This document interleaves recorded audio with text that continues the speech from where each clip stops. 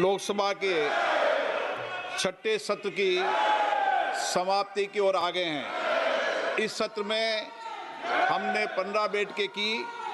आप सभी के सहयोग से इस सत्र में सभा की उत्पादकता 111% रही।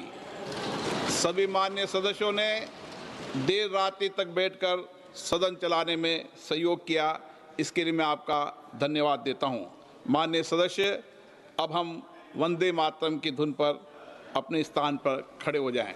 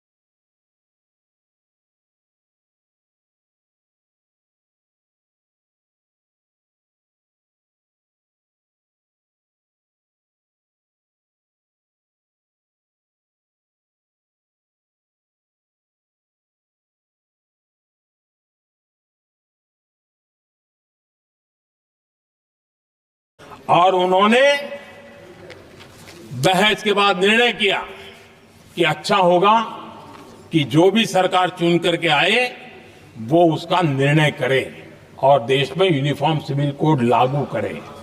ये संविधान सभा का आदेश था।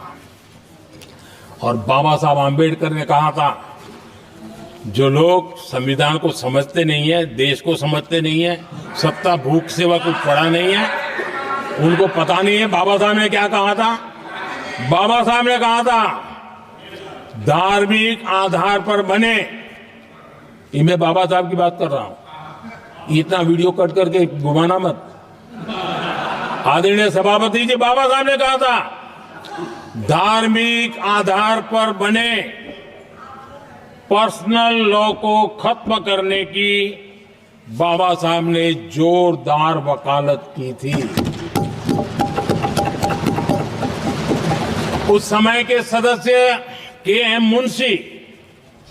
मुंशी जी ने कहा था, समान नागरिक संहिता को राष्ट्र की एकता और आधुनिकता के लिए अनिवार्य बताया था। कमा मुंशी जी ने।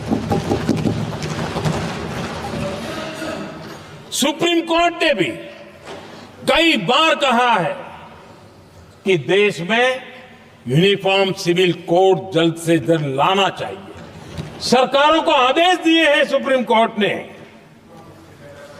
और उसी संविधान की भावना को ध्यान में रखते हुए, संविधान निर्माताओं की भावनाओं को ध्यान में रखते हुए, हम पूरी ताकत से लगे हुए हैं सेक्युलर सिविल कोड के लिए। और आज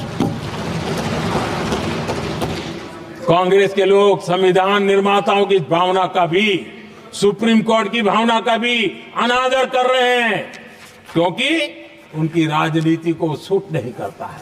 उनके लिए संविधान वो पवित्र ग्रंथ नहीं है, उनके लिए एक हथियार है राजनीति का।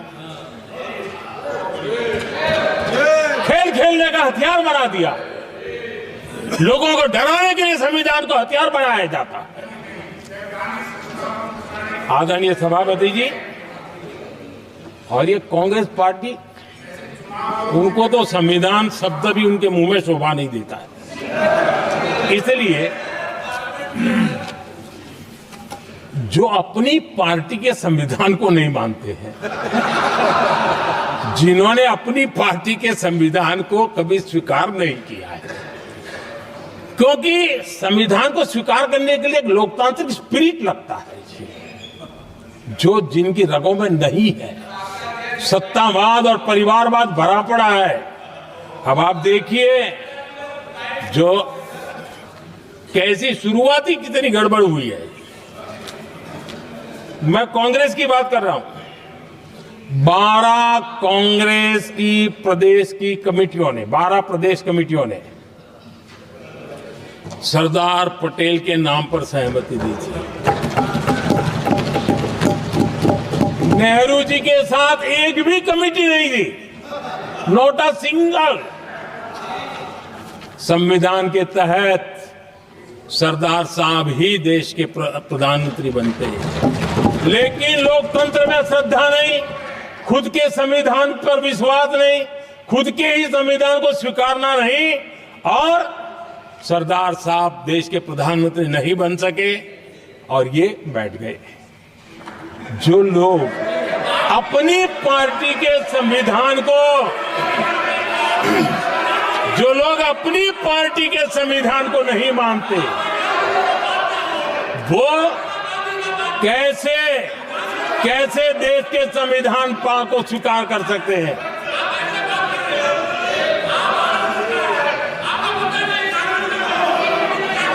आदरणीय सभापति जी, जो लोग संविधान में लोगों के नाम ढूंढते रहते हैं, मैं जरा बताना चाहता हूं। कांग्रेस पार्टी के एक अध्यक्ष हुआ करते थे और वो अति पिछड़े समाज से आते थे। अति पिछड़े, पिछड़े भी नहीं, अति पिछड़े, अति पिछड़े समाज से आते हुए उनके अध्यक्ष श्रीमान सीताराम केसरी जी, कैसा अपमान किया गया। कहते हैं बाथरूम में बंद कर दिया गया, उठा करके फुटपाथ पर फेंक दिया गया। अपनी पार्टी के संविधान में ऐसा कभी नहीं लिखा गया, लेकिन अपनी पार्टी के संविधान को न मानना, लोकतंत्र की प्रक्रिया को न मानना, और पूरी कांग्रेस पार्टी पर एक परिवार ने कब्जा कर लिया, लोकतंत्र को नकार दिया। आदरणीय सभापति जी,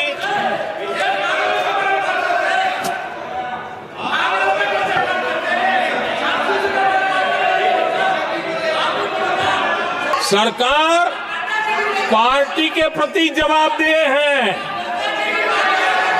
इतिहास में पहली बार